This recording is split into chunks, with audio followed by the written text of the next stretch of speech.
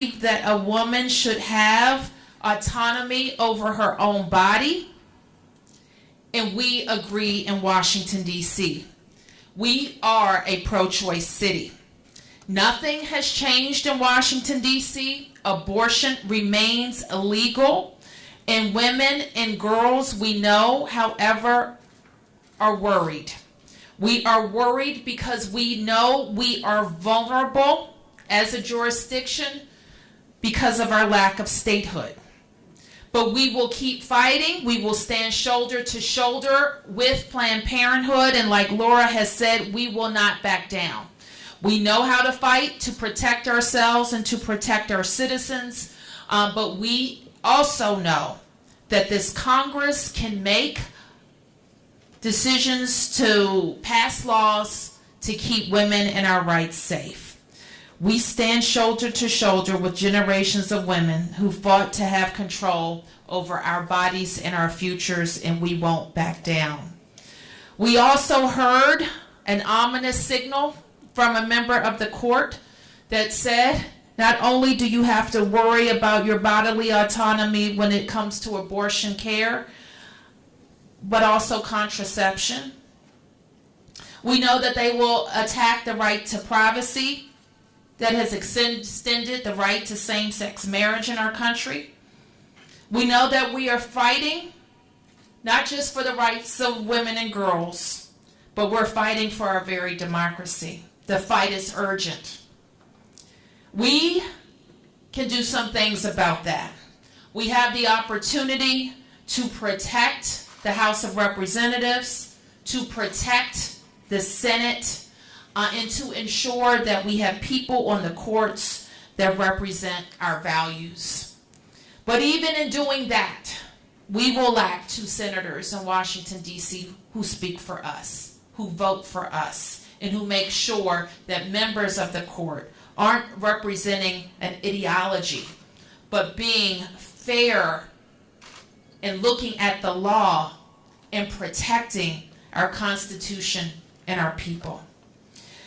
So we're going to do everything within our power, just like the President of the United States said, to make sure we remain a safe city for abortion care and a legal city for abortion care. With that, I want to turn, Laura, if I might, to our Congresswoman, Eleanor Holmes Norton. Thank you, Mayor Bowser, and thank you, Planned Parenthood officials, for having us here today at a momentous moment for the country, but most assuredly for the city. We are not one of the half of the country that may be able to continue with abortion services. Because we do not have statehood, we are subservient still to the House and the Senate.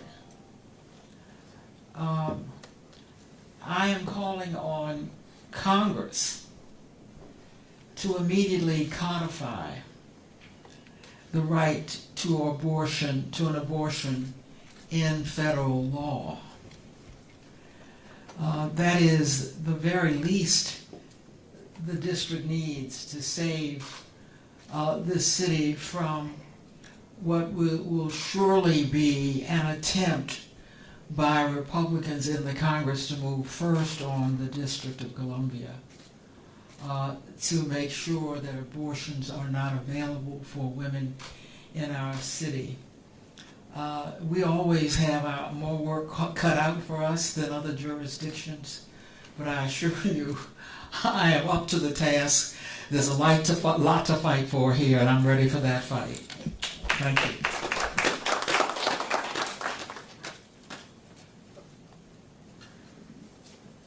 Good afternoon. I'm Christina Henderson. I'm an at-large member of the D.C. Council. And thank you to the officials for Planned Parenthood for inviting us to be here today. We were here not just that long ago talking about the draft leak opinion. And I actually was with both of my daughters this morning when I got the news alert about what was happening.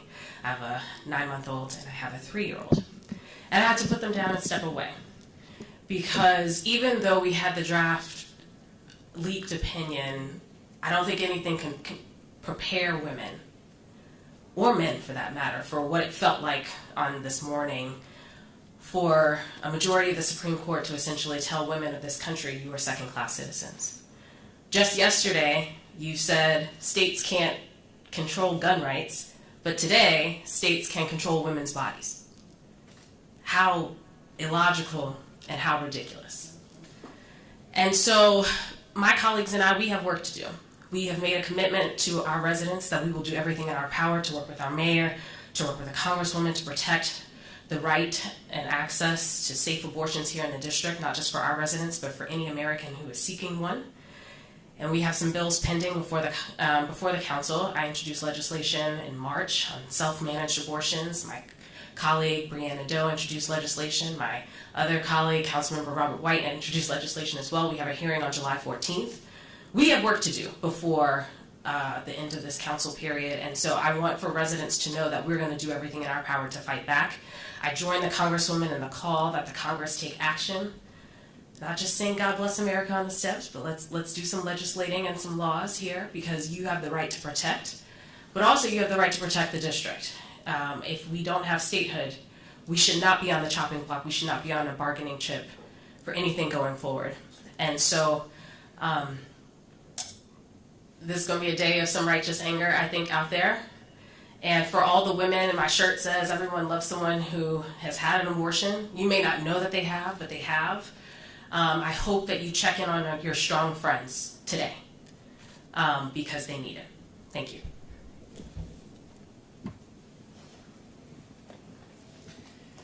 All said, everybody. My name is Brooke Pinto. I am the Ward 2 council member, and I, like women and men in our city and across our country and really our world, are mad and angry because America is supposed to stand for more than this, supposed to stand for human dignity and rights.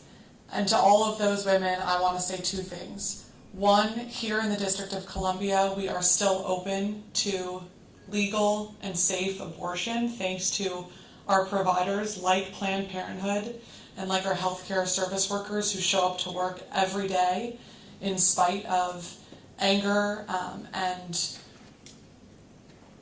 changes in the laws and protections that are happening across the country. And thanks to the work we do every day in partnership with our mayor, the entire council stands together on this, and with Congresswoman Norton to make sure that it is very clear what the district's priorities are and what we will and will not accept for the rights of all of our residents. And the second thing I want to say is there is something we can do about this. We can vote, and it's not acceptable to think of this as a secondary or tertiary issue. This should be the issue that is on all of our minds in November, that is on our minds, that we demand from our elected leaders across the country that they stand up and support, because there is something we can do about this to change this, and we have to vote for candidates who are not going to allow this abuse of our dignity and human rights to continue. Thank you.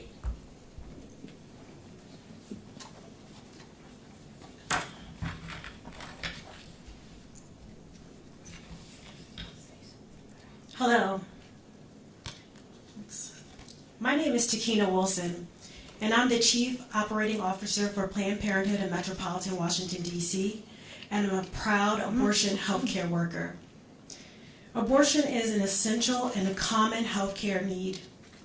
Nearly 1 in 4 people who can become pregnant in America will have an abortion by age 45. It's common and it happens. This ruling is mostly impacting Black and brown individuals, women, trans, and non-binary folks, people earning low incomes, and people who live in rural communities where healthcare can be extremely hard to access. Planned Parenthood of Metropolitan D.C. is committed to providing care to all who need us. We will be here as we always have been for our patients. Over the past year, in the midst of COVID, we not only kept our doors open, we opened them wider. In 2021, we served over 19,000 patients in person, telehealth, and telephone visits. We became the second Planned Parenthood in the nation to provide direct-to-patient telemedicine abortion, available to those patients in addresses in D.C., Maryland, and Virginia. This care is offered up to 8 weeks and 6 days after the start of the person's last menstrual period. We also launched our Promotores program, which trains and supports local Spanish community leaders to become health educators who work to meet the diverse needs of our Latinx community. And we will continue to seek ways to expand and to innovate. Despite the court's ruling, PPMW will not waver to help ensure every person, regardless of race, income level, or where they live, has the ability to make their own decisions about their bodies and their futures. Thank you.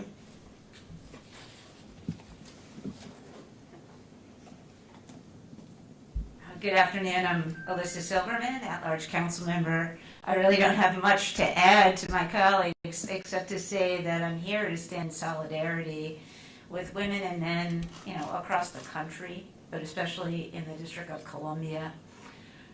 This ruling is cruel, and it's counter to, I think, our country's principles, of life, liberty, and the pursuit of happiness for people to make decisions that are right for them and for their families.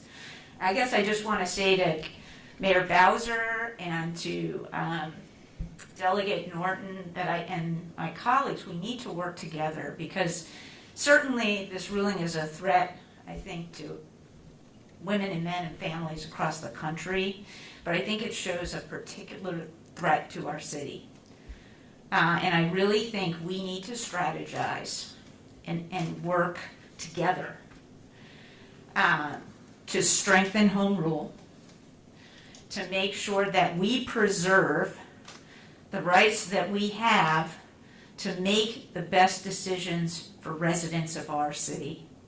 And that is making sure that there is safe access to abortion in our city, to reproductive health in our city, to making sure that people can make decisions, personal decisions, about who they love or what kind of family planning decisions they decide is best for them. Those are DC values, right, Mayor Bowser? Right, Delegate Norton? Those are DC values. And I think we need to do everything we can to make sure we preserve those values. Thank you so much to the providers here at Planned Parenthood. You guys are really doing God's work, so thank you. Good afternoon. My name is Dana Thomas, and I am the chair of the PPMW board. I want to amplify what Laura said. Our doors are open and will remain open, and we will never back down. Laura?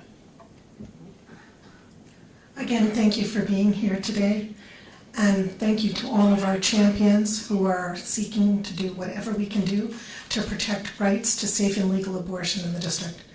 And I want to amplify that this decision absolutely runs counter to basic American values of freedom. And with that, I will say thank you. Question? Are you going to take questions? Yes, I believe so. Question here for Congresswoman Norton. Congresswoman, I know in the past, particularly with abortions for poor women, it's been put on as a rider. Could this just be put on as a rider? And I guess there's the issue of the president perhaps vetoing it, but nevertheless, could it be done that way? It's true that the district can't pay for abortions for poor women. That's a way in which we are unique as well. Because the House is likely to fall to Republicans, they may not need a rider if they have the majority who want to make sure that abortion is not available in the district. Our best hope would be in the Senate. Because even if Democrats don't control the Senate, I am usually able to stop bills in the Senate, and that's what I'm looking at right now. What message would you have for President Biden in case it got to his desk? Say that again. What message would you have for President Biden in case that went to his desk to veto it, much like your effort regarding President Obama and the writer? Yeah, it would be very important if he got a bill, a single bill to his desk to veto it. I'm not even sure where he stands on abortion. I think he has made a statement that made it clear that he thought this was an abomination. May I ask a question of the Planned Parenthood? We've heard some strong, emotional, and powerful statements from the people here today, but the men also have a role in this to play and support. I don't see anybody else from the district government where the Attorney General, the Chairman of the Council, or the other members of the Council were men asked to join you here, and what was the answer? Maybe they're just late. I see Mary Chey has come in. I'll say this, no one gets pregnant alone. That's self-evident. However, we had a press conference when the opinion was leaked. The chair of the council was here, virtually everyone from the council. In fact, Councilmember Charles Allen has been a champion of reproductive rights. So I don't think it's fair to say that because they're not present here today, they are not fully supportive and of one mind. I didn't say that it wasn't fair. I just asked, were they invited? Yes, of course, they were invited. As well as Attorney General Carl Racine is a terrific champion of reproductive freedom for the district as well. So this is for Delegate Norton and also Mayor Bowser. What does this mean for DC trying to become a sanctuary city? Because I spoke to Councilwoman Brianna Nadeau this morning, and she said that one of the issues that they could have is the fact that this bill would have to go through Congress. I'm not sure I understood what the question was. I'm behind your man. I think you're. What does this mean for? You're asking about a bill that was proposed. I don't know if any of the council members want to speak to it. My understanding of it, when the councilwoman spoke about it when we were here last, was making sure that no one would be restricted from coming here for care. I can't really summarize it, but I think the other one is that the bill would have to go through Congress before it's implemented here in the district. So I guess what are you guys going to do to ensure that that happens? Well, it's still, I think the council member just mentioned that there's going to be hearings on the bills, and I would expect that the council would act on them very quickly, and they will go through the normal process. And this one's for Planned Parenthood. What happens to federal funding for Planned Parenthood now that this goes into effect? So, as we all know, there is no federal funding for abortion in this country. That's governed by an amendment to the appropriations bill stipulating that. So no federal funds ever go to abortion. However, there is something called Title X, which is America's Family Planning Program, and those are funds that are provided to states as well as Planned Parenthood affiliates to provide family planning. That means contraception, breast exams, testicular exams, pap smears, for low-income individuals. Thank you. I'd like to follow up on that and ask one of the councilwomen who are here. There's a bill before the council right now that would require insurers to cover the full cost of abortion with no cost to the patient. Could you talk through how this bill would work and whether this is something that could get through Congress, get through any court scrutiny?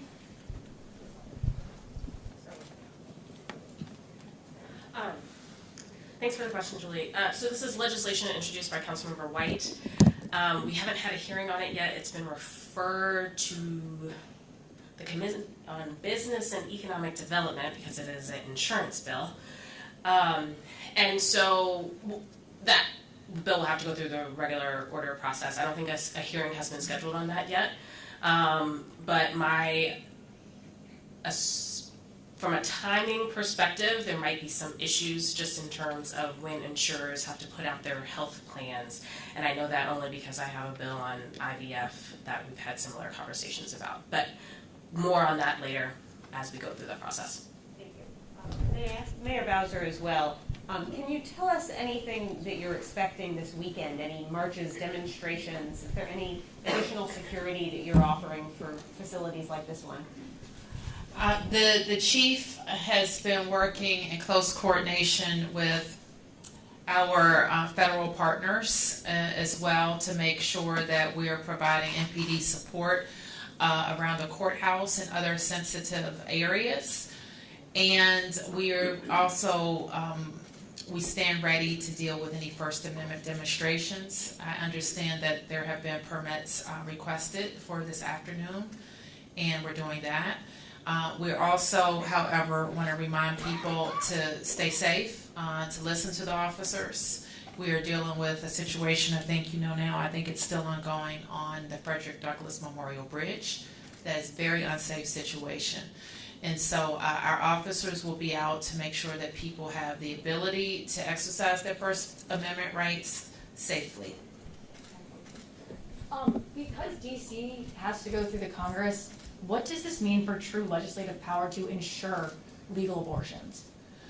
Well, I think that that's what we've been talking about, that we're vulnerable in a different way than the other states because the Congress can impose its will and overturn the will of the people of the District of Columbia. So this is very much an issue, of course, about our autonomy as tax-paying Americans.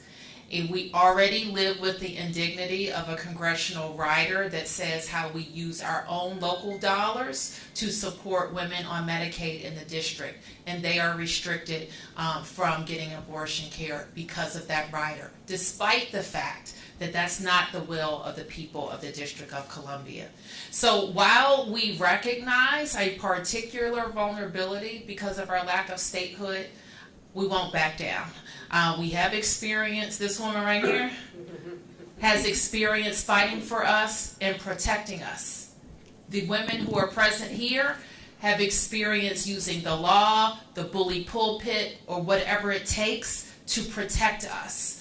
But we have a home rule charter that allows the Congress to impose its will on us.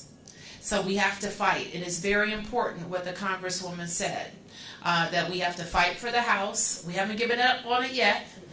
And she will use all of her strategy, persuasion techniques in the Senate to block anything that the House tries to do to us. So we're going to keep pushing. Thank you, everybody. Mayor, one more if I may. For Planned Parenthood, or for you, DC might see an increase in demand of people coming to the city for abortions. What can the city do to expand access? Is that something the city could fund? I mean, what could we possibly expect? Well, I will say from a Planned Parenthood perspective, we, as we said, our doors are open, and we are looking for ways to both utilize technology to be able to provide care, as well as opening up further capacity so that we can provide care to those from out of the DMV to be able to do that. I'd just like to bring up Councilmember Che, who'd like to make a brief statement, and I believe the chair of the council has just arrived. Thank you all very much. I was delayed in getting here, but I was really keen to do so, so that I have some outlet for my own outrage. We are about to enter into decades of darkness with this court that we have. And don't be fooled. We're told, okay, it's just, abortion.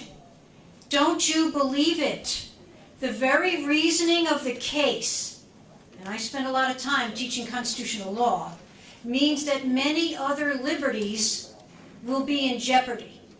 And don't think that they won't be, they will be. And how callous and venal these men in the majority are, they tell women, no problem, you can just give the baby up. Can you believe that? These are Taliban judges in terms of how they treat women and women's bodies. But we can't change their minds necessarily, and they do have lifetime tenure, which is why all of the questions that you're asking now are so highly relevant. What are we going to do to try to protect ourselves to the extent that we can? And one of the things we might be able to do, and the mayor and Congresswoman Norton will be at the vanguard here. We need to get together with other jurisdictions who are of like mind and figure out all the best strategies that we can use collectively. Because, again, it's a decades of darkness, of drawing back on liberties. You know, the Supreme Court has never taken back a constitutional right. Sometimes they haven't acknowledged them or accepted them. Sometimes they have cut them back, but they have never taken them back. This crowd is dangerous. Thank you.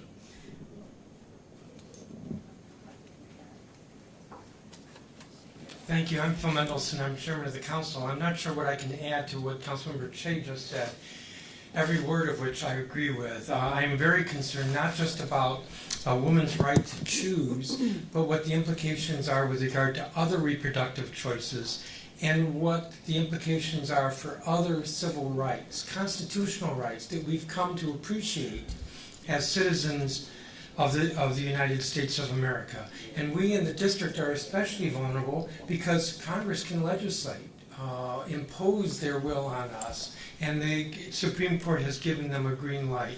I guess I would just add this, and I don't know if others had said this earlier, and I apologize that I got here a little bit late, but what really strikes me among the other points, and again I agree so much with really the how do I put it, the urgency, the fervor with which you spoke, council member, but the hypocrisy, just the hypocrisy. I was remembering earlier today, in the 1990s, how horrible it was, those activist judges. What is the court today? And let's call them for what they are, because they're hypocrites, because they are activist judges, and they're activists beyond any degree that we saw in the 1990s when the Republicans were the ones who were complaining. And the hypocrisy about caring for life, but not for what happens with the result of this ruling today. I could go on, but it's just overwhelming, and how outrageous this is, and the hypocrisy and what the implications are, and how this means that we have to be just that much more on defense as we, I hope not, but see other of our rights being eroded over the next couple of decades. If I can ask one more to the mayor and the delegate, I want to be clear, is there a red line for President Biden over trading abortion rights for D.C.? We've seen D.C. used as a bargaining chip before. Have you all been clear that the White House won't do that ever again, even if it's something like saving a government shutdown or whatever? Take your mask off so I can hear you. D.C. has been used as a bargaining chip before. Are you all clear that the Biden administration wouldn't do that again in this case, even if it's something like, keeping the government open, to not trade away D.C. rights again? Yeah, the president's position is the same as ours, so I don't think we have that to worry about. I don't think on this one we're a bargaining chip. We already are a bargaining chip, as it turns out. Okay, I'm going to leave you with this. We are not going back, and we are not backing down. Thank you for being here.